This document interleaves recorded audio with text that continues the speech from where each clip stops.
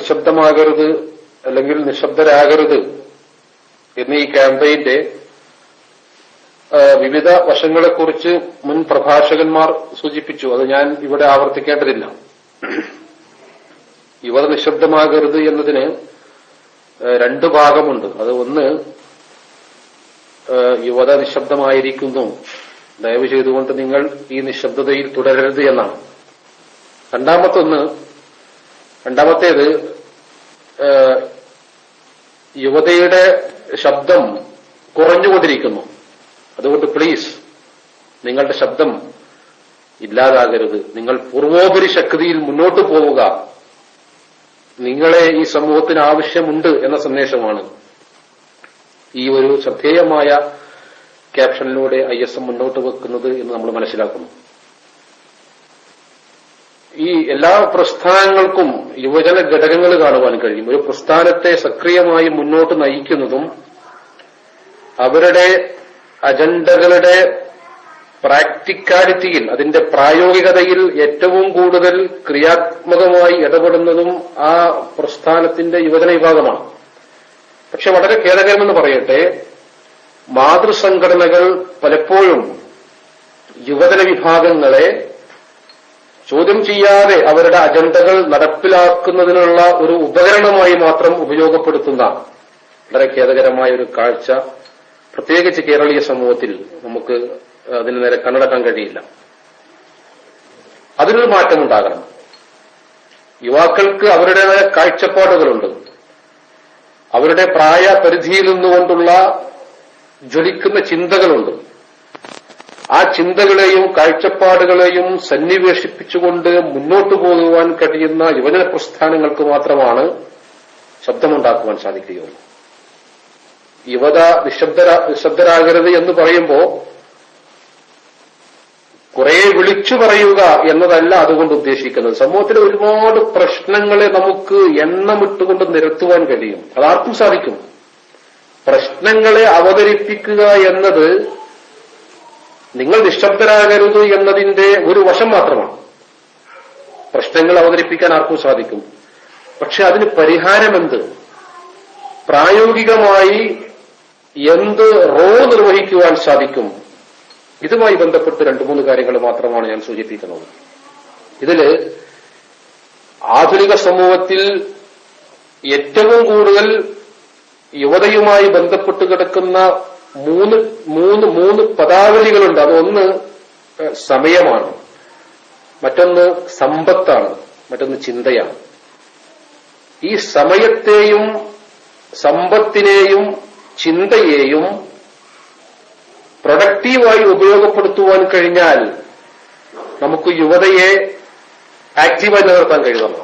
യുവതയുടെ കയ്യിൽ വന്നു ചേരുന്ന സമയവും യുവതയുടെ കയ്യിൽ വന്നു ചേരുന്ന സമ്പത്തും യുവതയുടെ മസ്തിഷ്കത്തിൽ ജനിക്കുന്ന ജ്വലിക്കുന്ന ചിന്തകളും പലപ്പോഴും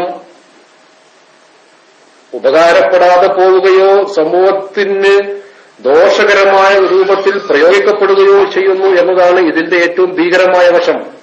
അവിടെയാണ് യുവത സ്വയം തിരുത്തുകയും മറ്റുള്ളവരെ തിരുത്തുകയും സ്വയം തിരുത്തപ്പെടുകയും ചെയ്യേണ്ടത് എന്ന് സൂചിപ്പിക്കാൻ ആഗ്രഹിക്കുകയാണ്.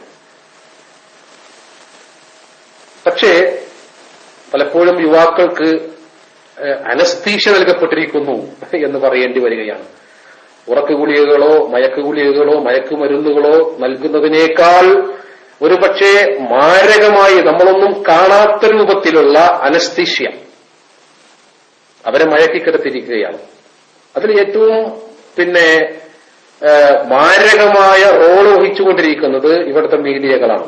നമ്മളെന്ത് വാങ്ങണമെന്നും നമ്മളെന്ത് ഭക്ഷിക്കണമെന്നും നമ്മളെന്ത് ധരിക്കണമെന്നും നമ്മൾ എന്താണ് ചിന്തിക്കണമെന്നും നമ്മൾ ആരെയാണ് വിവാഹം കഴിക്കേണ്ടത് എന്നതുവരെ തീരുമാനിക്കുന്നത് നമ്മുടെ മുമ്പിൽ വർണ്ണങ്ങളുടെ പെരുമഴയായി പെയ്തിറങ്ങുന്ന ചാനലുകളും അതിന് സമാന്തരമായി ഈ സമൂഹത്തിൽ പ്രചരിച്ചുകൊണ്ടിരിക്കുന്ന മീഡിയകളുമാണ്.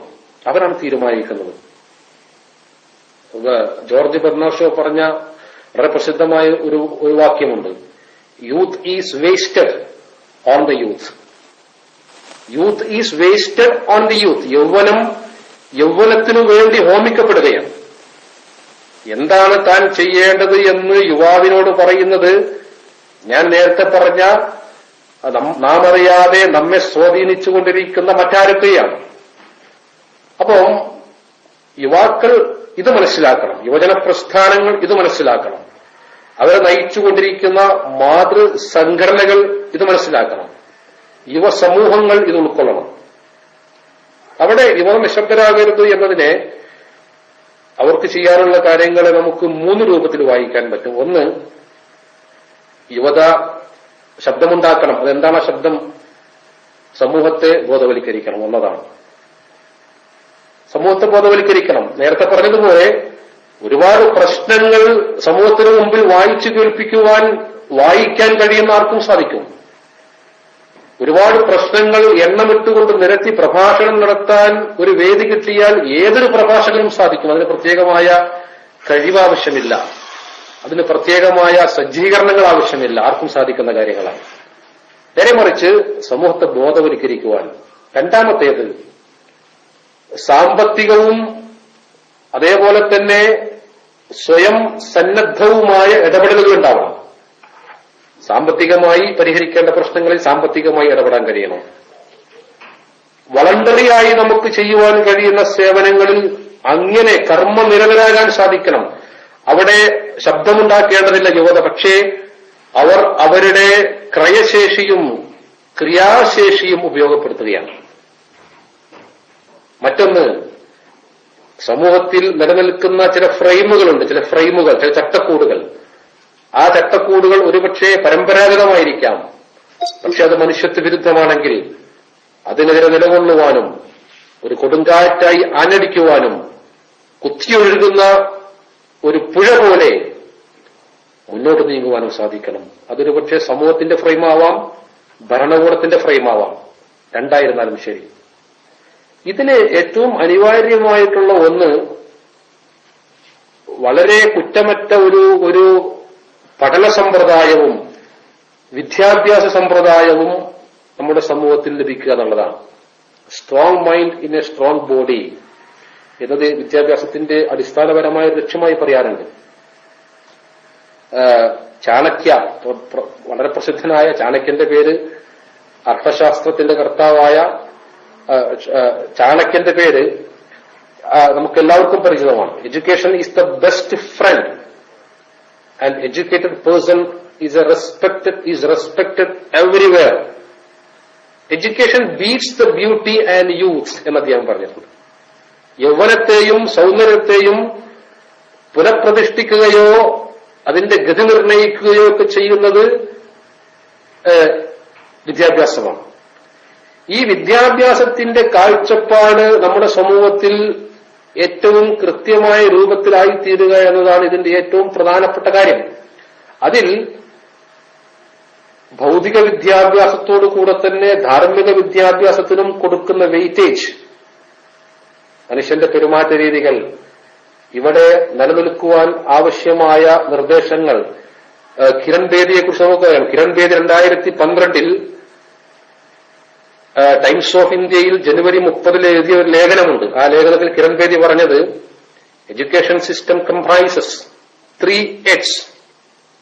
വിദ്യാഭ്യാസ സമ്പ്രദായത്തില് 3 H'കളുണ്ട്: ഹാൻഡ്, ഹെഡ് ആൻഡ് ഹാർട്ട്. ഒന്ന് കൈയാണ്, ഒന്ന് നമ്മുടെ മസ്തിഷ്കമാണ്, മറ്റൊന്ന് നമ്മുടെ ഹൃദയമാണ്. Education without these 3 H's is no use. ഈ 3 H'കളെയും സമ്മേളിപ്പിക്കാത്ത പിന്നെ വിദ്യാഭ്യാസം അർത്ഥശൂന്യമാണ് എന്ന് പറഞ്ഞിട്ട് കിരൺ ബേദി പറഞ്ഞത്, at present students only cramp up their studies. This means they only use their head, but heart and hands are missing. Such education fails to stop the social evils like dowry, which is still in practice in educated families. നമ്മുടെ ആധുനിക തലമുറ അവരുടെ തല മാത്രമേ ഉപയോഗിക്കുന്നുള്ളൂ. അവരുടെ ഹൃദയമോ അവരുടെ കൈകളോ അവർ വിദ്യാഭ്യാസ രംഗത്ത് ഉപയോഗിക്കുന്നില്ല. അതുകൊണ്ടാണ് സ്ത്രീധനം പോലെയുള്ള മാരകമായ ദുരന്തങ്ങൾ ഇപ്പോഴും നമ്മുടെ സമൂഹത്തിൽ കൊടികുത്തി വാഴുന്നത് എന്നവർ പറയുകയുണ്ടായി. അപ്പം തലയിൽ ഉരുത്തിരിയുന്ന ചിന്തകൾക്കനുസൃതമായി മനസ്സിന്റെ വികാരങ്ങളെയും ഹൃദയത്തിന്റെ വികാരങ്ങളെയും കൂടി സന്നിവേശിപ്പിക്കുവാൻ സാധിക്കുന്ന, അതിനനുസരിച്ച് കൈകൾ പ്രവർത്തിക്കുന്ന ഒരു വിദ്യാഭ്യാസ സമ്പ്രദായം ഉണ്ടാകണം എന്ന് കിരൺ ബേദി സൂചിപ്പിക്കുകയുണ്ടായി. വിശുദ്ധ ഖുർആനില് സൂറത്തുൽ ലുഖ്മാൻ എല്ലാവർക്കും പരിചയമുള്ള അധ്യായമാണ്. ലുഖ്മാൻ അലൈഹിസ്സലാത്തു വസ്സലാം തന്റെ മകന് നൽകുന്ന ഒരുപാട് ഉപദേശങ്ങളുണ്ട്. അതിൽ പല ഉപദേശങ്ങളും സാമൂഹ്യ പ്രസക്തമാണ്. ഏതാണ്ട് ഇത്ര വരെ പറയുന്നു, വലാ തുസഇർ ഖദ്ദക ലിന്നാസ്, നീ ജനങ്ങളോട് മുഖം കോട്ടരുത്, ജനങ്ങൾ അഭിമുഖീകരിക്കുമ്പോൾ നിന്റെ മുഖത്ത് ചുളിവുകൾ വീഴരുത്, അതിർത്തി ഉണ്ടാകരുത് എന്ന് പറയുകയുണ്ടായി. വലാ തംശി ഫിൽ അർദി മറഹ, ഭൂമിയിൽ അഹന്തയോടുകൂടി നടക്കരുത്. നിന്റെ ശബ്ദം പോലും നീ ശ്രദ്ധിക്കണം. ഇന്ന അങ്കറൽ അസ്വാതി ലസൗത്തുൽ ഹമീർ, ഏറ്റവും വെറുക്കപ്പെട്ട ശബ്ദം കഴുതയുടെ ശബ്ദമാകുന്നു എന്ന് പറയുകയുണ്ടായി. എന്റെ ശബ്ദത്തിന് ബ്രേക്കുണ്ട് സഹോദരന്മാരെ, കേൾക്കുന്നുണ്ടോ? ഞാൻ സംസാരിക്കുന്നത് ബ്രേക്ക് വരുന്നുണ്ടെന്ന് അവിടെ ഒരു ടെക്സ്റ്റ് കണ്ടു. ഓക്കെ ആണല്ലേ, കേൾക്കാം. ചിലർക്ക് ബ്രേക്ക് ഉണ്ടെന്ന് പറയുന്നത് അവരുടെ സിസ്റ്റത്തിന്റെ കുഴപ്പമാവാൻ സാധ്യതയുണ്ട്. ഞാൻ അവസാനിപ്പിക്കണം സഹോദരന്മാരെ. അരിസ്റ്റോട്ടിൽ പറയുകയുണ്ടായി, good habits formed at youth make all the difference. എല്ലാ നല്ല ശീലങ്ങളും യുവത്വത്തിലാണ് കിളിർത്തു വരുന്നത്. അത് ജീവിതത്തെ മുച്ചൂടും സ്വാധീനിക്കുകയും ജീവിതത്തിൽ മാറ്റങ്ങൾക്ക് വഴിയൊരുക്കുകയും ചെയ്യുന്നു. അപ്പൊ വിദ്യാഭ്യാസ രംഗത്ത് ഭൗതിക വിദ്യാഭ്യാസത്തോടൊപ്പം ധാർമ്മികമായ ചിന്തകളും സന്നിവേശിപ്പിക്കുന്ന വിദ്യ അഭ്യസിക്കുന്ന ഒരു സമൂഹം ഇവിടെ വളർന്നു വന്നു കഴിഞ്ഞാൽ യഥാർത്ഥത്തിൽ യുവതയിൽ നിന്ന് എന്താണോ പ്രതീക്ഷിക്കേണ്ടത് അത് കിട്ടുവാൻ സാധിക്കും. അതിൽ മതവിശ്വാസം വളരെ പ്രധാനമാണ്. ജർമ്മനിയിലെ ബെർട്ടൽസ്മാൻ ഫൗണ്ടേഷൻ നടത്തിയ പഠനത്തിൽ 21 രാജ്യങ്ങളിൽ നിന്നുള്ള 18നും 29നും മധ്യ പ്രായമുള്ള ഏതാണ്ട് 21,000 യുവാക്കൾ നടത്തിയ ഒരു പഠനമാണത്. ആ സർവേയിൽ മതവിശ്വാസത്തെക്കുറിച്ച് പറയുന്നുണ്ട്. ഏറ്റവും കൂടുതൽ യുവാക്കൾ തങ്ങളെ മാതാപിതാക്കളാണ് മതപരമായി വളർത്തിയത്, ഞങ്ങൾ മതബോധമുള്ളവരാണ് എന്ന് പറഞ്ഞത് ഇന്തോനേഷ്യയിലാണ്, 99%. രണ്ടാമത് തൊട്ടു പുറകില് 98% ഇന്ത്യക്കാർ. അമേരിക്കയിൽ 64, ബ്രിട്ടൻ 61, ഫ്രാൻസ് 61, ഓസ്ട്രേലിയ 60, അങ്ങനെ പോകുന്നുണ്ട് അതിന്റെ കണക്ക്. ഇവിടെ രണ്ടാം സ്ഥാനത്ത് ഇന്ത്യയാണ്. മതബോധമുള്ള ഒരു സമൂഹമാണ് ഇന്ത്യയിൽ. പക്ഷേ ഈ മതബോധമുള്ള ഈ സമൂഹത്തിൽ പോലും മതപരമായ വിശ്വാസങ്ങളും കർമ്മങ്ങളും ചിഹ്നങ്ങളും ഒക്കെ ചൂഷണം ചെയ്യപ്പെടുകയും മതത്തെപ്പോലും വ്യതിചരിക്കപ്പെടുകയും ചെയ്യുന്ന ഒരവസ്ഥ നിലനിൽക്കുന്നു എന്ന് ഇവിടെ നേരത്തെ എന്റെ മുൻ പ്രഭാഷകന്മാർ പലരും സൂചിപ്പിക്കുകയുണ്ടായി. ഗെയിൽ ട്രെഡ്വെല്ലിന്റെ സംഭവം, നമ്മുടെ നാട്ടിൽ ഇപ്പോൾ നടന്നുകൊണ്ടിരിക്കുന്ന മുടിയും പൊടിയും അതേപോലെ തന്നെ പുതപ്പും പാത്രവും ഒക്കെ കച്ചവടം ചെയ്തുകൊണ്ട് മതത്തെ വാണിജ്യവൽക്കരിക്കുന്ന പ്രവണതകൾ, ഇതൊക്കെ മതത്തിന്റെ പേരിലാണ്. അപ്പൊ ഈ മതവിശ്വാസം ഉണ്ടായിരിക്കുക എന്നതിനപ്പുറം വിമലീകരിക്കപ്പെട്ട ഒരു മതവിശ്വാസമായിരിക്കണം ഉണ്ടായിരിക്കേണ്ടത്. അങ്ങനെ തങ്ങളുടെ ചിന്തയെയും ബോധത്തെയും വിദ്യാഭ്യാസത്തെയും കൃത്യമായ മാർഗത്തിലൂടെ ചരിപ്പിക്കുവാൻ കഴിയുന്ന ഒരു യുവതലമുറ ഇവിടെ വളർന്നു വരികയാണെങ്കിൽ ഇതിനൊക്കെ പരിഹാരം ഉണ്ടാവും. ഡോക്ടർ ഹുസൈൻ മടവൂർ സാഹിബ് ISMന്റെ സംസ്ഥാന പ്രസിഡന്റ് സ്ഥാനത്തുനിന്ന് വിടവാങ്ങുമ്പോൾ അദ്ദേഹം എഴുതിയ ഒരു ലേഖനം കേരളക്കരയിൽ ഏറെ ചർച്ച ചെയ്യപ്പെടുകയും വിമർശിക്കപ്പെടുകയും ചെയ്ത ലേഖനമാണ്. ഇത് യുവത്വമാണ് എന്ന തലക്കെട്ടിൽ അദ്ദേഹം എഴുതിയ ലേഖനത്തിൽ അദ്ദേഹം പറഞ്ഞത് 40 വയസ്സ് കഴിയുമ്പോൾ സ്വാഭാവികമായും പ്രത്യേകമായ ഒരു പ്രായപരിധിയിലേക്ക് കടക്കുകയാണ്. ആ പ്രായപരിധിയിലേക്ക് കടക്കുമ്പോൾ തങ്ങൾക്ക് അത്യാവശ്യം പ്രായമായി എന്ന് മനസ്സിലാക്കുന്ന ആളുകൾ യുവാക്കൾക്ക് വേണ്ടി വഴിമാറിക്കൊടുക്കുകയും അവരുടെ ചിന്തയെ ഉപയോഗപ്പെടുത്തുകയും ചെയ്യണം എന്ന് സ്വയം ISMൽ നിന്ന് പിരിഞ്ഞു പോകുന്ന സമയത്ത് അദ്ദേഹം യുവാക്കളെ ഉത്ബോധിപ്പിക്കുകയുണ്ടായി. അത് പിന്നീട് ദുർവ്യാഖ്യാനിക്കപ്പെടുക വരെ ചെയ്തു എന്ന് സാന്ദർഭികമായി സൂചിപ്പിക്കുകയാണ്. അതിൽ അദ്ദേഹം പറഞ്ഞത് വളരെ നല്ല സന്ദേശമാണ്. എന്ന് പറഞ്ഞാൽ പുതിയ മസ്തിഷ്കങ്ങൾ കാര്യങ്ങളേറ്റെടുക്കണം, യുവത കാര്യങ്ങളേറ്റെടുക്കണം. അവർ ചിന്തയുടെ ജ്വലിക്കുന്ന പ്രതീകങ്ങളാണ്, ഈ സമൂഹത്തിലെ തീപ്പന്തങ്ങളാണ്, പരിവർത്തനത്തിന്റെ ധ്വജമായി മുന്നിൽ നിൽക്കുവാൻ കഴിവുള്ളവരാണ്. പാബ്ലോ പിക്കാസോ പറഞ്ഞ വളരെ പ്രസിദ്ധമായ ഒരു വചനമുണ്ട്, യൂത്ത് ഹാസ് നോ ഏജ്. ഇത് ഞാൻ നേരത്തെ പറഞ്ഞതിന് വിരുദ്ധമല്ല. Youth has no age. യൗവനത്തിനു പ്രായമില്ല. നമ്മുടെ നാട്ടിൽ പലപ്പോഴും ശരീരം കൊണ്ട് വാർദ്ധക്യത്തിലേക്ക് പ്രവേശിച്ചവരാണെങ്കിലും മനസ്സുകൊണ്ട് യുവാക്കളെപ്പോലെ യുവാക്കളുടെ കൂടെ ഒന്ന് പ്രവർത്തിക്കുവാൻ കഴിവുള്ള പ്രായമുള്ളവരുണ്ട്. അവരെ കൂടി കൈകോർത്തു പിടിച്ചുകൊണ്ട് ഈ യുവാക്കൾക്ക് മുന്നേറുവാൻ കഴിഞ്ഞാൽ വലിയ വിപ്ലവങ്ങൾ ഉണ്ടാക്കുവാൻ സാധിക്കും. നിശബ്ദമായി മരിച്ചു കിടക്കാത്ത ഒരു യുവതയാണ് ഒരു സമൂഹത്തിന്റെ ഏറ്റവും വലിയ അസറ്റ് എന്ന് നമ്മൾ മനസ്സിലാക്കേണ്ടതുണ്ട്. എന്റെ പരിമിതമായ സമയത്തിനുള്ളിൽ ഈ വാക്കുകൾ ഞാൻ ഉപസംഹരിക്കുകയാണ്.